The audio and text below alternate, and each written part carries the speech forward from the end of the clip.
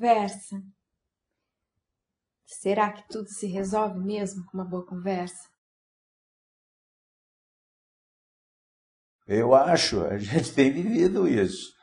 Melhorou muito, a nossa relação tem melhorado. O dia que a gente se propôs mesmo a começar a falar, né, trocar ideias, eu saber mais dela e ela mais de mim, as coisas melhoraram muito, realmente melhoraram muito. Acho que estão evoluindo essas coisas, o nosso relacionamento está melhorando bastante com essas conversas. Eu vejo assim que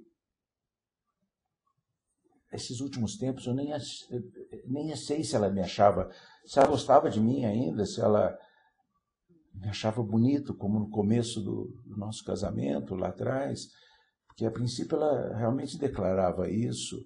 Inclusive eu me sentia bastante honrado, me sentia assim, bastante honrado com tudo isso.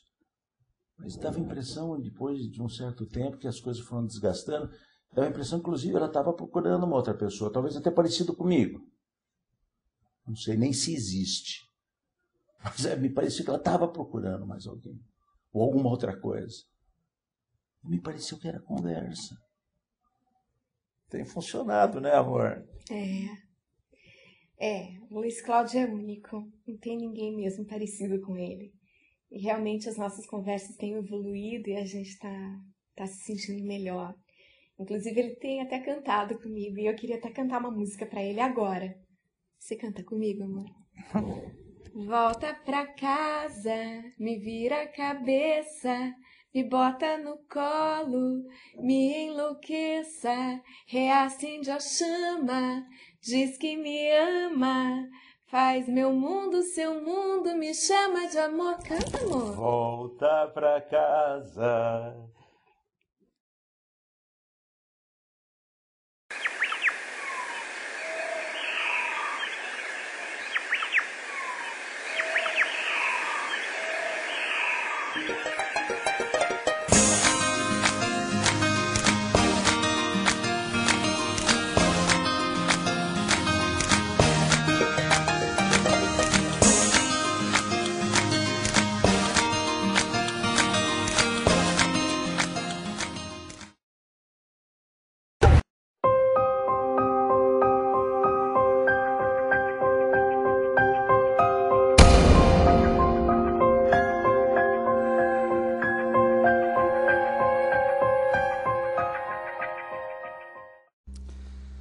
Boa noite. Nós estamos chegando no final de mais essa série, A Família no Banco dos Réus, segunda instância. E hoje nós vamos conversar sobre essa temática. Ainda há salvação? Ainda há salvação para a sua relação conjugal? Ainda há salvação para a sua relação com seu filho? Ainda há salvação para a sua relação com seus pais?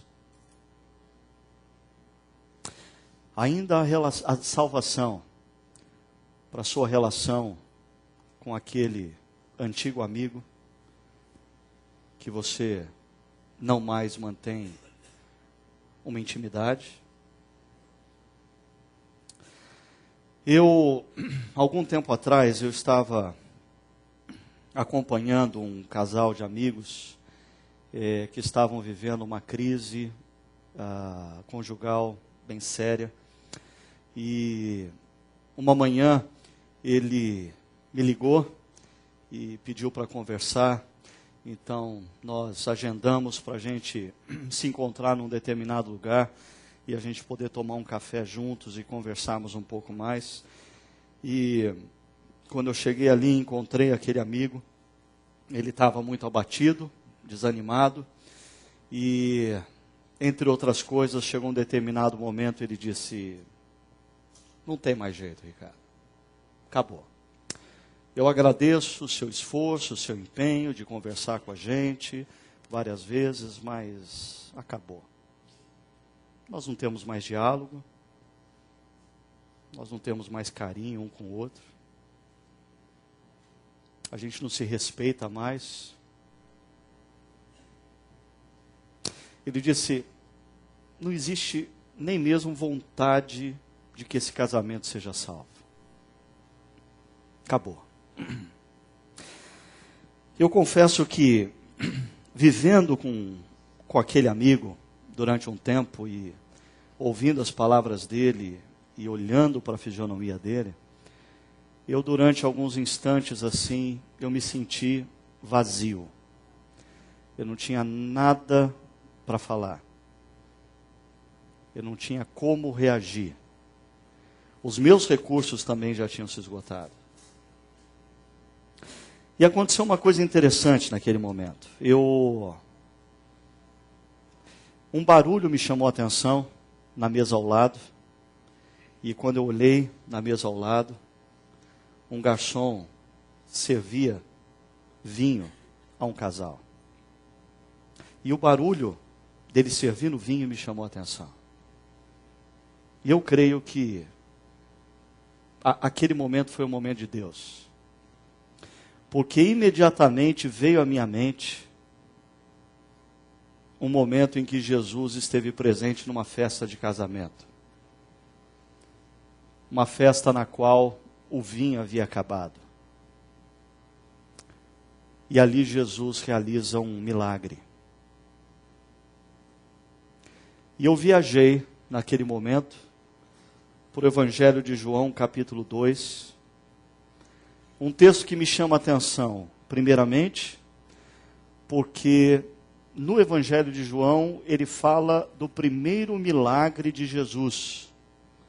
E o primeiro milagre de Jesus acontece num casamento. Acontece numa festa de casamento. A segunda razão, porque esse texto, ele tem algumas frases curtas, mas profundamente impactantes, que funcionam como uma progressão e transforma todo o ambiente. Deixa eu ler com vocês esse texto para eu mostrar isso para vocês. Diz assim: no terceiro dia, houve um casamento em Caná da Galileia. A mãe de Jesus estava ali. Jesus e seus discípulos também haviam sido convidados para o casamento. Tendo acabado o vinho, a mãe de Jesus lhe disse: eles não têm mais vinho. Respondeu Jesus: que temos nós em comum, mulher? A minha hora ainda não chegou. Esse verso é complicado, eu nem vou entrar nele hoje, ok? Porque o meu foco não é o verso 4. Diz assim o verso 5. Sua mãe disse aos serviçais: façam tudo o que ele lhes mandar. Ali perto havia 6 potes de pedra, do tipo usado pelos judeus para as purificações. Em cada pote cabiam entre 80 e 120 litros. Disse Jesus aos serviçais: encham os potes com água. E os encheram até a borda. Então lhes disse: agora levem um pouco ao encarregado da festa. Eles assim fizeram. E o encarregado da festa provou a água que fora transformada em vinho, sem saber de onde este viera, embora soubessem os serviçais que haviam tirado a água. Então chamou o noivo e disse: todos servem primeiro o melhor vinho, e depois que os convidados já beberam bastante, o vinho inferior é servido. Mas você guardou o melhor até agora. Este sinal miraculoso em Caná da Galileia foi o primeiro que Jesus realizou. Revelou assim a sua glória, e os seus discípulos creram nele. Creram nele. Deixa eu mostrar para vocês as 4 frases que me chamam mais atenção nesse texto. A primeira delas é proferida pela mãe de Jesus, Maria, que está na festa, e de repente começa a perceber uma movimentação meio estranha, e ela talvez se aproxima dos pais da noiva ou dos pais do noivo, para saber o que está rolando, e ela fica sabendo que o vinho acabou. E ela vem para Jesus e diz: eles não têm mais vinho. Ponto. O vinho na antiguidade é sinônimo de alegria. O vinho na antiguidade numa festa é sinônimo de sentido para a vida. Assim como numa festa, uma festa sem vinho não tem razão de ser na antiguidade, uma vida sem sentido também não tem razão de ser. E é interessante que quem percebe que o vinho acabou, não é nem o noivo, não é nem a noiva. É alguém que olha do lado externo. Aí, a segunda frase ainda é da mãe de Jesus, quando ela se aproxima de Jesus e tem aquele diálogo com ele, e em seguida ela diz aos serviçais, aos garçons: façam tudo o que ele lhes mandar. Se o vinho acabou e ninguém tem uma solução para aquele problema, e ninguém tem garrafa de vinho extra em casa, chegou a hora deles decretarem falência das suas próprias forças e simplesmente fazerem tudo o que Jesus ordenasse. Tão somente. Jesus então se volta aos serviçais e diz: encham os potes com água. E uma coisa que passa desapercebido para muitos, se você notou no texto, esses potes tinham de 80 a 120 litros. 6 potes. Numa época em que não tem água encanada, não é uma questão de botar o pote debaixo da torneira e ligar, não tem mangueira para você puxar. Você tem que ir até uma cisterna e ir trazendo água e colocando nesses potes. Deu um trabalho danado.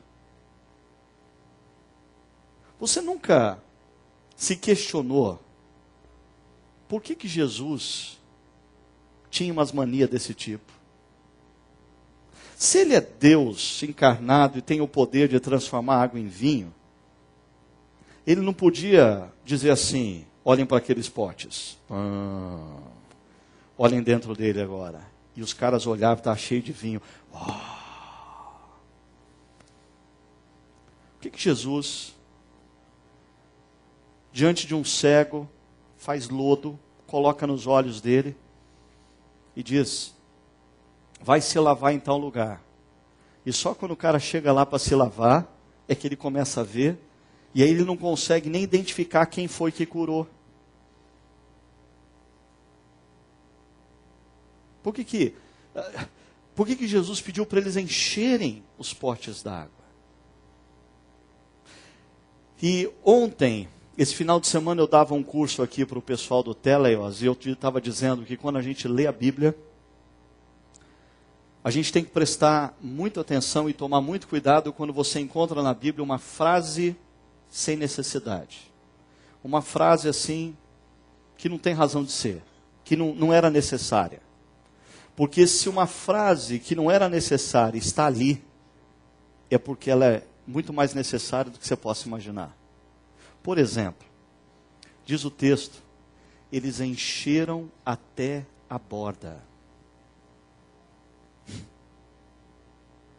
Eles encheram até o limite. Eles obedeceram Jesus até aonde dava. E a última frase vem do dono do buffet de Caná da Galileia. Porque quando levam um pouco do vinho para o cara provar, e ele prova, a primeira reação dele é: esse rapaz, esse noivo, é simplesmente doido. Doido. Olha o que ele diz: todos servem primeiro o melhor vinho, enquanto os convidados ainda sentem o gosto, enquanto os convidados ainda conseguem ler o rótulo da garrafa. Porque depois que eles não conseguem mais ler e nem sentem mais o gosto, qualquer vinho é vinho.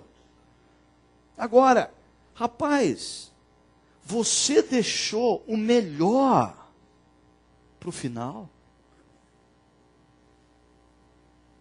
E eu às vezes fico pensando se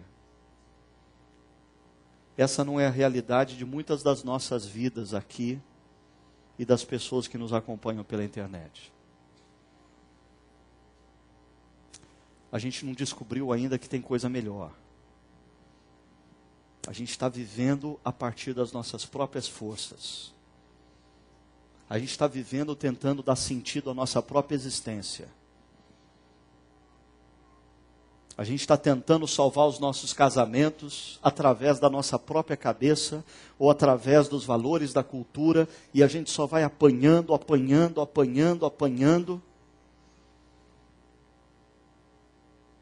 Quando parece que não é isso que Deus gostaria que a gente experimentasse. Essas 4 frases me deram uma ideia. Semana passada a gente viu uma pirâmide. E teve gente que gostou, falou, ficou didático a pirâmide. Então eu resolvi fazer agora um ciclo. Um ciclo. Essas 4 frases formam o que eu vou chamar de ciclo da renovação. E é claro, o meu objetivo principal é a renovação da sua vida conjugal. Mas eu não queria que você se restringisse a isso. Eu acho que esse aqui é o ciclo da renovação, da sua relação com a sua esposa, sim. Da sua relação com o seu marido, sim. Mas talvez hoje existam pessoas aqui que estejam precisando do ciclo da renovação, da relação com seus filhos, ou o ciclo da renovação com a relação com seus pais, o ciclo da renovação com a sua própria existência. Gente que está vazia, mais vazia do que aqueles potes antes dos serviçais colocarem água. E deixa eu mostrar para vocês. A primeira etapa do ciclo da renovação é o que eu vou chamar de a constatação. A constatação que Maria faz naquela festa é: não há mais vinho. Eles não têm mais vinho. E sabe o que é interessante? Na medida em que o tempo passa e a gente vai trabalhando com pessoas, com casais, com família e com gente de maneira geral, realmente é mais fácil para alguém do lado de fora perceber quando não há mais vinho num casamento do que muitas vezes para quem está do lado de dentro. Porque muitas vezes esposos, esposas não conseguem constatar o fato de que o vinho está acabando ou que o vinho acabou, primeiro, porque a prioridade deles não é o casamento. Eles estão tão atentos do lado de fora, eles estão tão atentos à vida profissional, eles estão tão atentos à carreira de sucesso, eles estão tão atentos aos cursos que eles estão fazendo, tão atentos às pós-graduações, aos mestrados, aos doutorados, que eles não têm os seus olhos na família. E eles não percebem. Mas o vinho está acabando, ou já acabou. Mas quem está do lado de fora às vezes percebe. Você quando bate o olho num casal, onde o vinho já acabou, se você tiver um pouquinho de sensibilidade, você percebe. Mas existe uma segunda razão porque muitas vezes casais não percebem que o vinho está acabando ou já acabou. Eles vivem uma realidade paralela e eles se negam a encarar a realidade de fato. Eles optam por viver uma realidade do faz de conta. Faz de conta que está tudo bem. Eles se negam a perceber que o casamento deles está sim dando sinais de que o vinho está acabando. Ou já acabou. E aí, é um tal de marido ser surpreendido, quando a esposa diz, eu quero divórcio. Mas como? Eu pensei que estivesse tudo bem. Ela diz, não está nada bem. E há anos não está bem. Ah, mas eu não pensei que fosse tão sério assim. Ou esposas se surpreendem, quando o marido diz, olha, eu estou saindo de casa, eu vou viver o meu grande romance. Mas como? De uma hora para outra? Não. Não é de uma hora para outra. Absolutamente ninguém acorda uma manhã, abre os olhos e diz, eu vou me divorciar. Absolutamente ninguém acorda uma manhã, abre os olhos e diz, eu vou procurar um amante ou uma amante para fugir. Os sinais de que o vinho estava acabando já existiam. Mas ou o casal não priorizava a relação e por isso não percebia, ou o casal vivia uma realidade paralela se negando a encarar o fato. Mas aqui, o primeiro passo para a gente experimentar algo sobrenatural nas nossas vidas é a gente encarar o fato. O vinho acabou. Ou o vinho caminha rapidamente para acabar. E como você sabe que o vinho acabou, ou caminha rapidamente para acabar, deixa eu dar alguns exemplos. Quando não existe mais diálogo, quando o casal não conversa mais acerca deles e deles principalmente. Quando os diálogos começam a se restringir a coisas do tipo, você lembrou que hoje vence a conta do colégio das crianças? Você lembrou de pagar o condomínio? Vê se não vai esquecer que amanhã às 4 horas tem reunião de pais lá na escola. Você está lembrando da apresentação da sua filha no balé, né? O diálogo acabou. O casal não conversa mais, não existe prazer em dialogar. O silêncio impera no carro. No jantar você escuta o barulho dos talheres. Quando eles estão jantando juntos. Ou quando a televisão não está ligada, para o silêncio não ser altamente incômodo. Mas esse é um sinal que o vinho está acabando. Ainda, quando não existe mais risadas. Existe um estudo da Universidade de San Diego, na Califórnia, que diz que casais que riem juntos sinalizam uma relação mais saudável. Casais que são capazes de rir um com o outro. Casais que são capazes de rir um do outro. Casais que são capazes de rir das besteiras que eles cometem, dos erros e equívocos que eles cometem. Mas quando não existe mais riso, o vinho acabou. Não existe mais carinho. Não existe mais o desejo de pegar na mão do outro quando está se caminhando um lado do outro. Não existe mais toque quando não é necessário tocar. Não existe chamego. Não existe atos de bondade. Não existe mais cafezinho na cama. Não existe mais comidinha predileta. Não existe mais vou te levar para jantar no seu restaurante predileto. Não existe mais flores fora de ocasião. Acabou.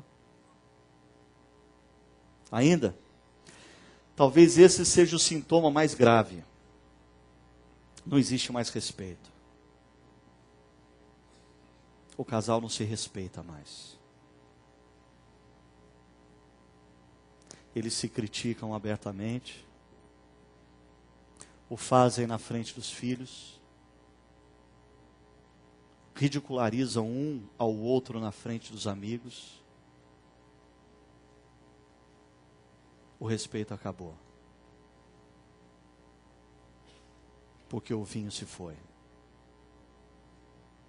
E o reflexo de tudo isso, não existe mais prazer.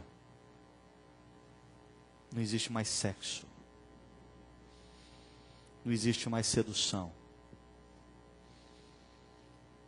A esposa não se prepara mais para encantar o seu marido. E o marido não tem mais disposição para seduzir a sua esposa. Dá muito trabalho. É muito cansativo. Sexo, quando muito, se resume ao cumprimento de uma tabela biológica e ponto final. Porque o vinho acabou.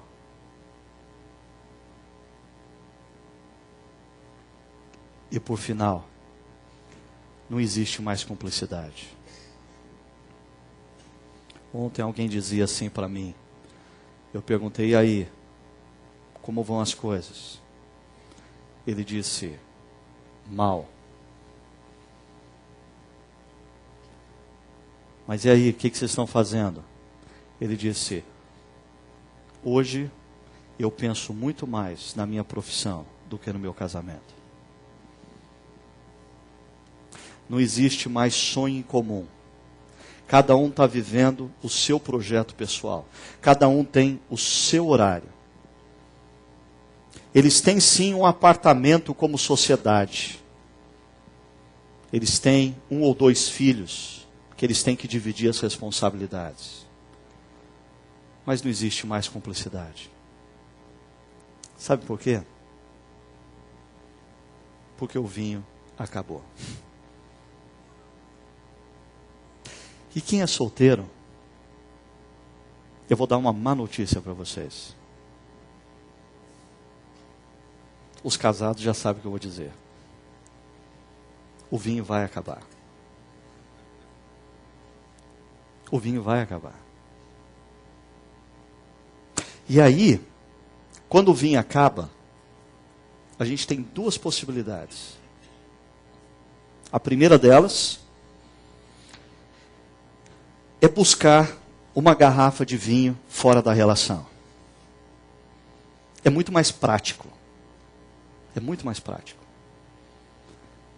Você aborta essa relação, começa uma relação nova, e vá por mim, toda relação nova já vem como brinde uma garrafa de vinho. Você tem um pouquinho de vinho durante um tempo. Até que essa relação fica velha também. E o vinho acaba. Aí sabe o que você faz? Você aborta. E começa uma outra relação. E aí você tem um pouquinho mais de vinho.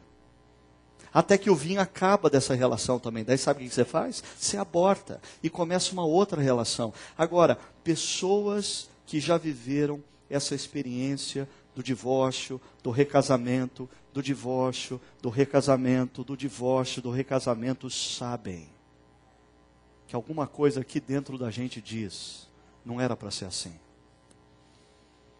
Não satisfaz. No fundo, o grande sonho de todos nós é conseguir construir uma história e compartilhar com alguém por longo tempo. Como fazer isso? Vem a segunda opção.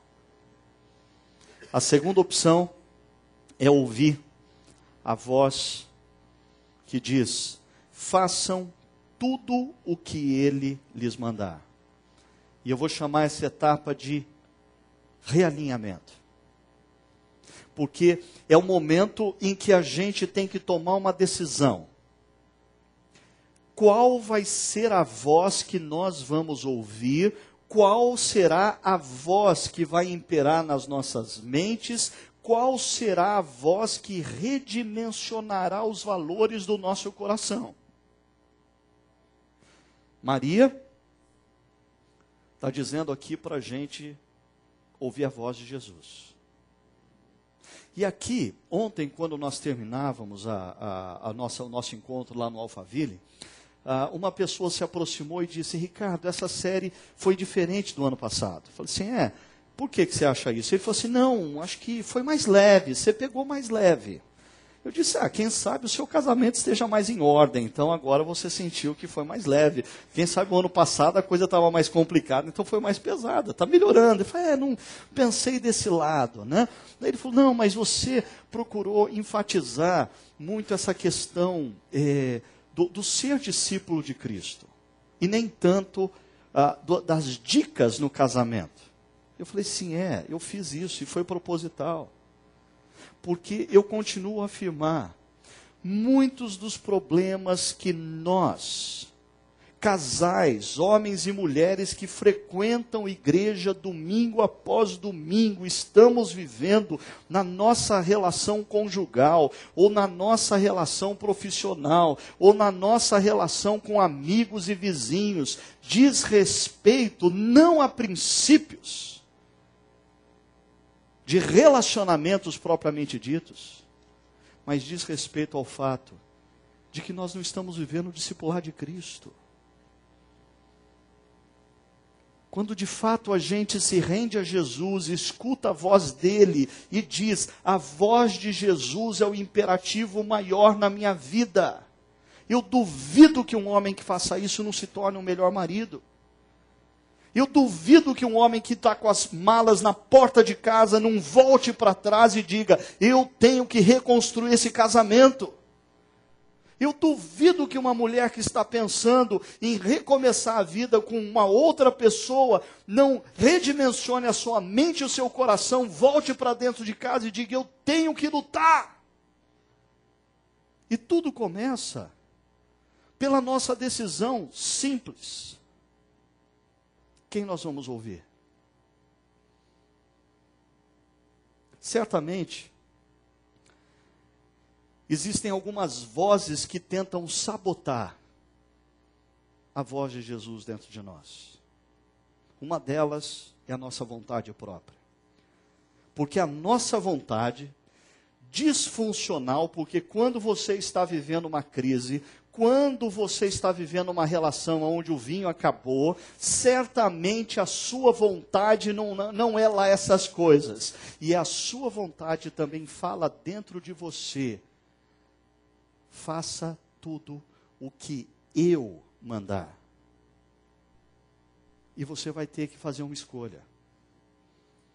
Você vai se subjugar à sua vontade, ou você vai se subjugar à vontade de Jesus? Jesus disse, aquele que quer segui-lo, em primeiro lugar, precisa negar a si mesmo. Muitas vezes, o que eu quero fazer não é o que Jesus quer que eu faça.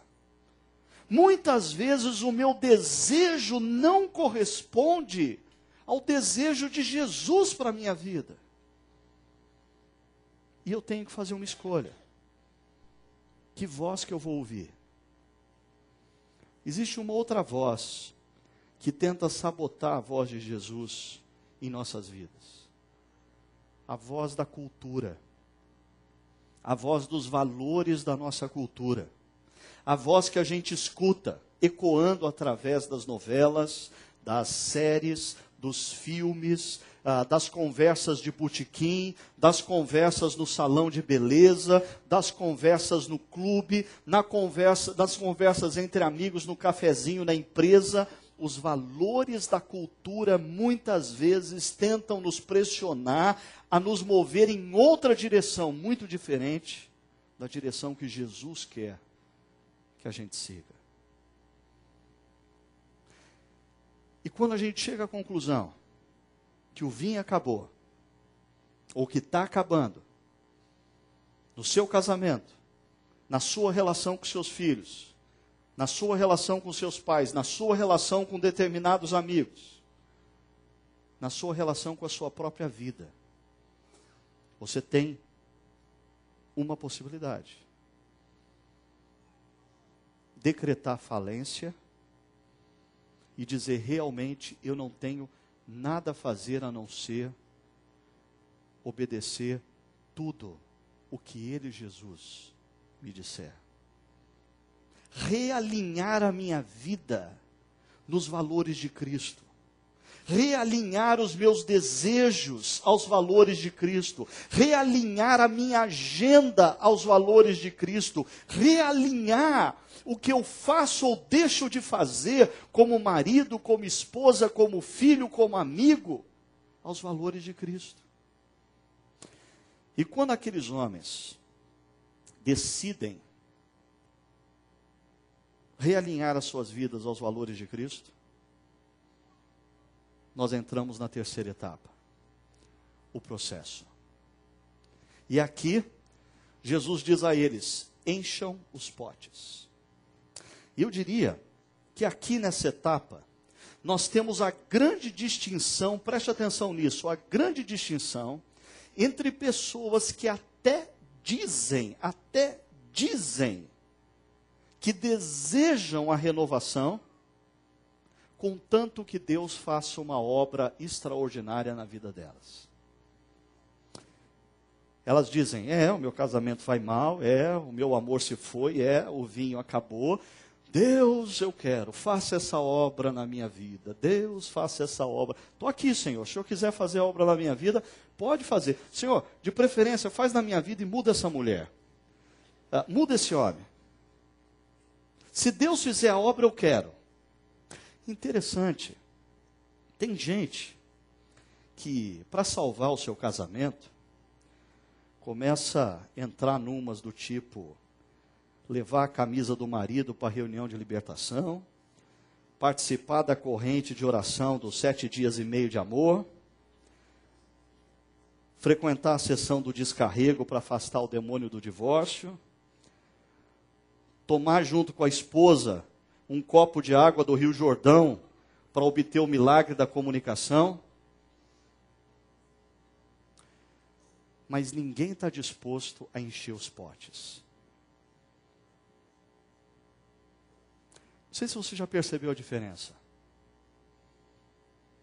Jesus está naquela festa pronto para fazer um milagre. Mas Ele só vai fazer quando os potes estiverem cheios. Muito diferente da visão de milagre que muita gente está procurando. Você quer mudar o seu casamento, você quer ver a renovação do seu casamento, volte para casa hoje e comece a encher os potes. Comece a encher os potes de carinho. Comece a encher os potes de atos de bondade. Comece a encher os potes de atitude de amor. Comece a encher os potes do resgate da comunicação. Comece a encher os potes do desejo e da inspiração do desejo do outro. Comece a encher os potes.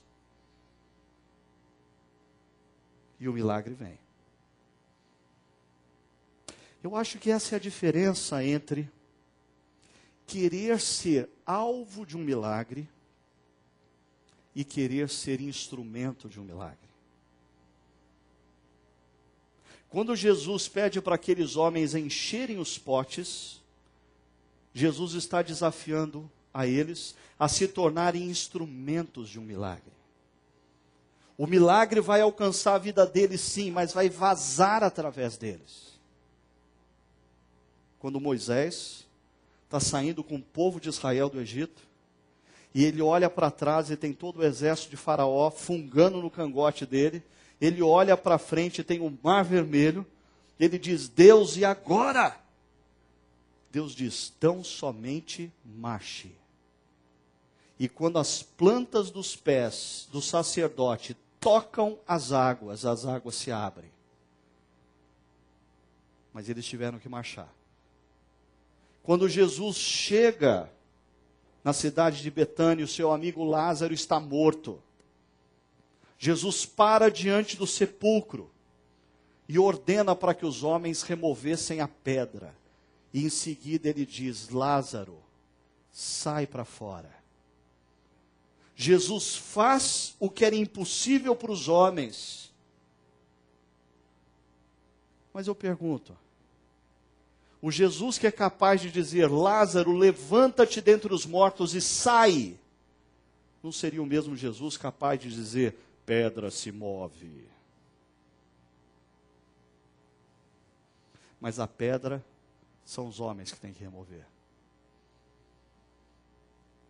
Jesus transforma água em vinho. Mas quem tem que encher o pote sou eu e você. E aí se revela o quanto de fato nós queremos a renovação. Eu diria que para alguns aqui, encher o pote pode significar perdoar as ofensas, liberar o outro das dívidas, apagar os tropeços, dar nova chance. Talvez encher o pote para alguns significa retomar e exercitar o diálogo, desligar a televisão e começar a conversar, sair da zona de conforto e começar a falar. No começo vai ser truncado, porque há anos, ou há meses, ou há semanas, o silêncio tem imperado. Mas você tem que romper a maldição do silêncio e começar sim a exercitar o diálogo. Para alguns, encher o pote significa retomar atitudes de carinho, voltar a fazer pequenas coisas de bondade para com o outro. Encher o pote, para alguns que vivem uma crise mais séria, talvez seja simplesmente optar pelo respeito mútuo. Nós vamos nos respeitar. Nós vamos nos respeitar como pessoas. Nós vamos nos respeitar como discípulos de Cristo. Nós vamos nos respeitar como irmãos em Cristo. E a partir daí, o pote do respeito começa a ser cheio. O pote do carinho começa a ser cheio. O pote da comunicação começa a ser cheio. Talvez para alguns aqui, encher o pote signifique buscar o prazer do outro. Voltar a estimular o outro ao prazer. Mulheres que voltam a se vestir para encantar os seus maridos. Maridos que voltam a tocar e a falar para seduzir suas esposas.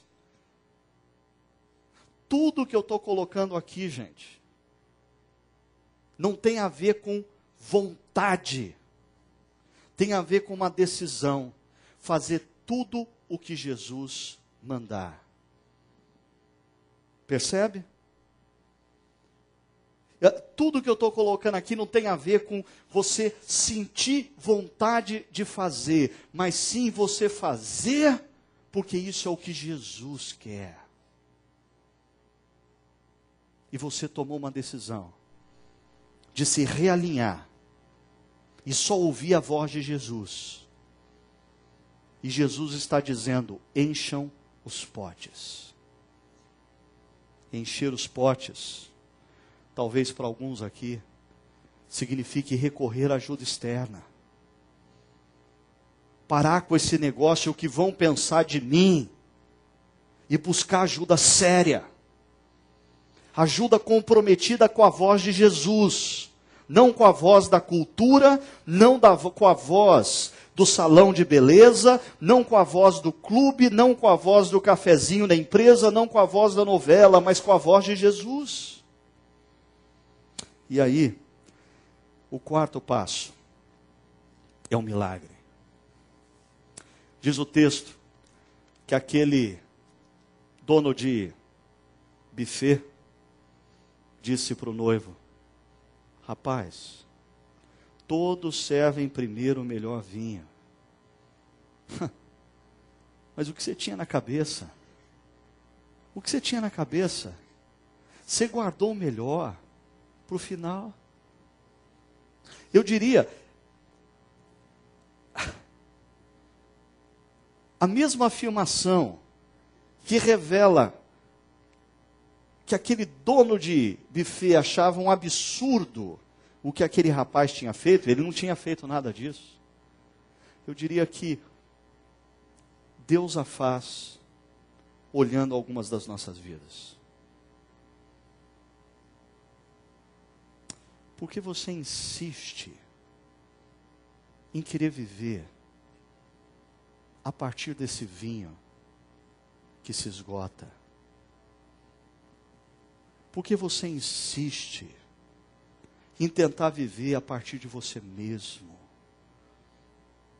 Por que você insiste em se machucar tanto, fazendo o que você tem vontade?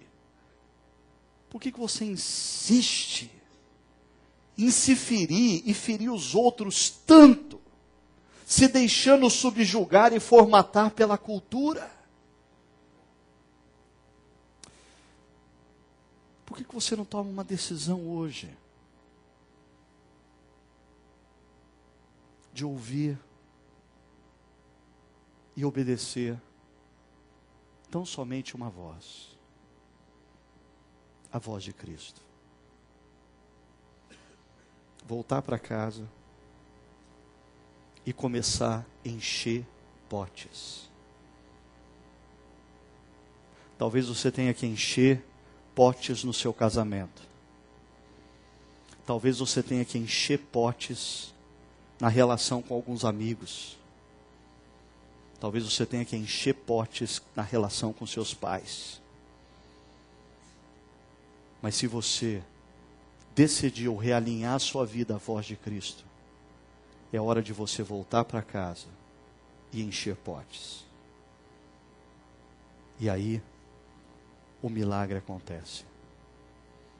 E aí, você vai experimentar o vinho que só Cristo pode te oferecer.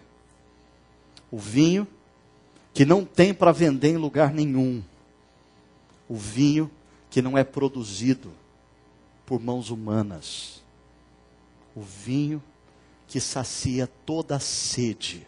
O vinho que resolve o nosso problema existencial. O vinho que nos renova, nos dá novas forças e nos faz efetivamente experimentar o novo.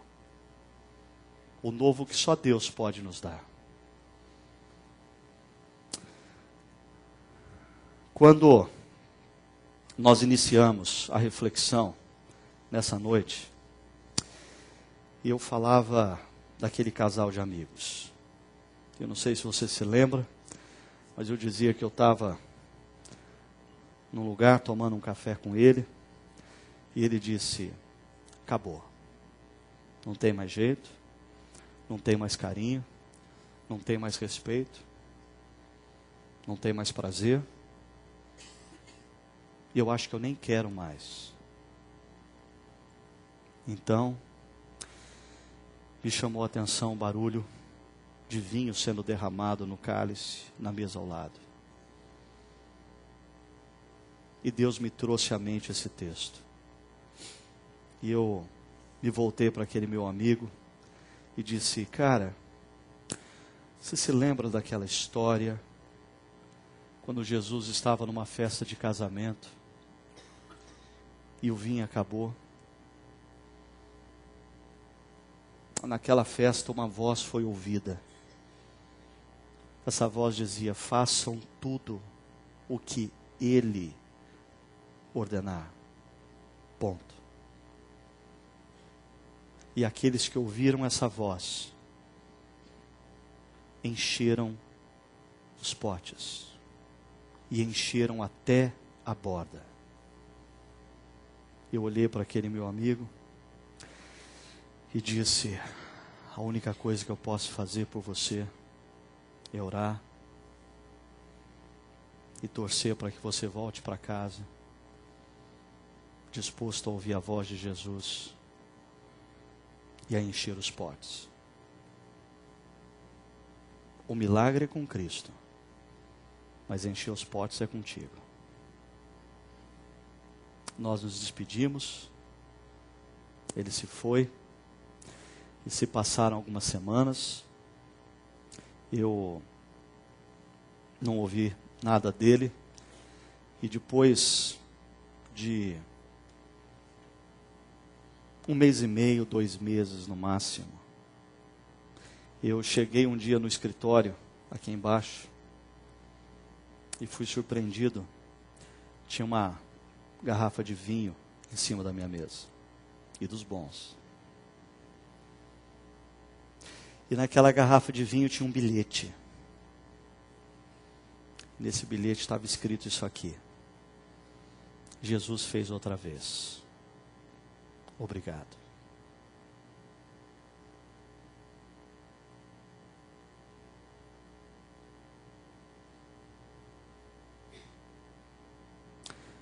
Jesus pode fazer outra vez.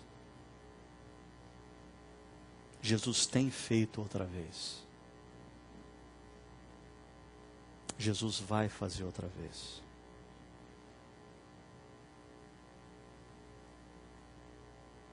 Mas nós precisamos tomar uma decisão. Que voz nós vamos ouvir? E se nós queremos ouvir a voz de Cristo, o desafio dele é: encham os potes. Que tal você curvar sua cabeça e ter um tempo de oração diante de Deus? Ore a Deus. Da mesma maneira como Jesus estava naquela festa em Caná da Galileia, Ele está aqui no nosso meio. Ele está bem próximo daqueles que nos acompanham pela internet. E a voz dele ecoa dentro de nós. Encham os potes. Encham os potes.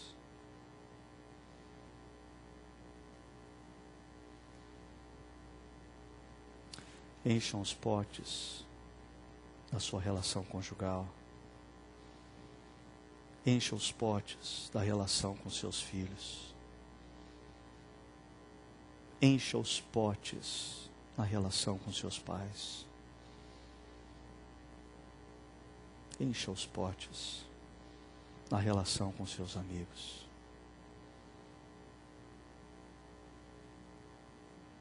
E prove do vinho que só Jesus pode nos oferecer.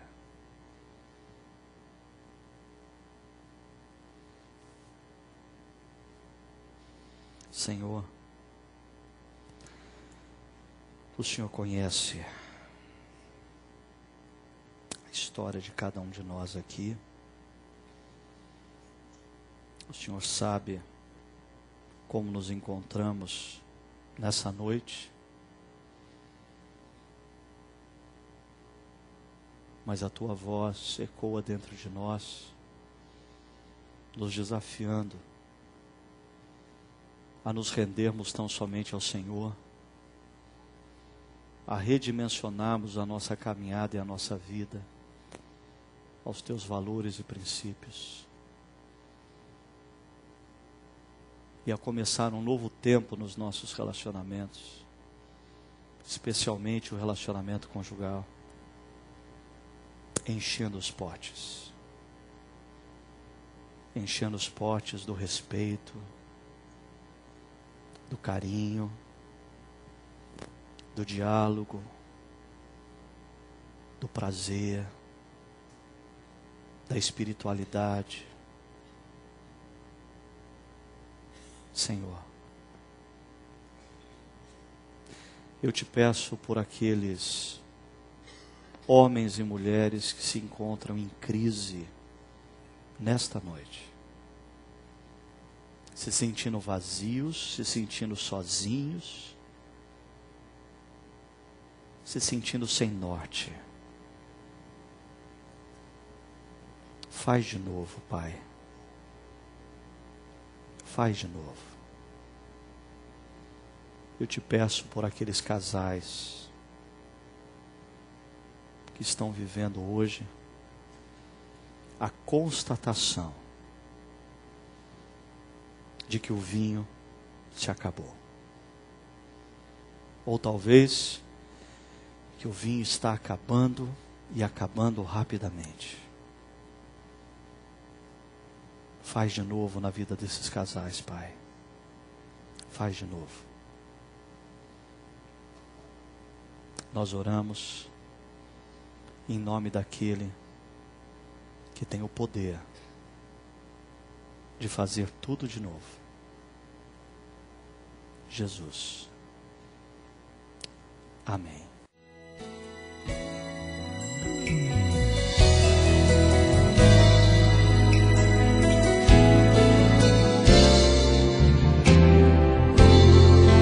O Senhor os abençoe.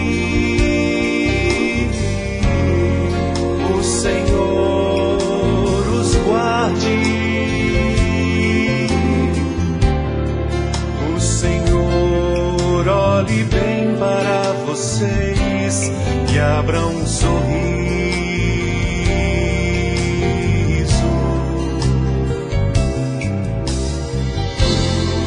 O Senhor os abençoe. O Senhor os guarde. O Senhor olhe nos olhos de vocês e se alegre com o que vê. E assim a sua paz fique sempre com vocês, e a sua luz tão linda brilhe sempre em vocês, e assim o seu amor seja o amor que Cristo dá, e em tudo faça a vida prosperar, e em tudo faça a vida prosperar, e em tudo faça a vida prosperar.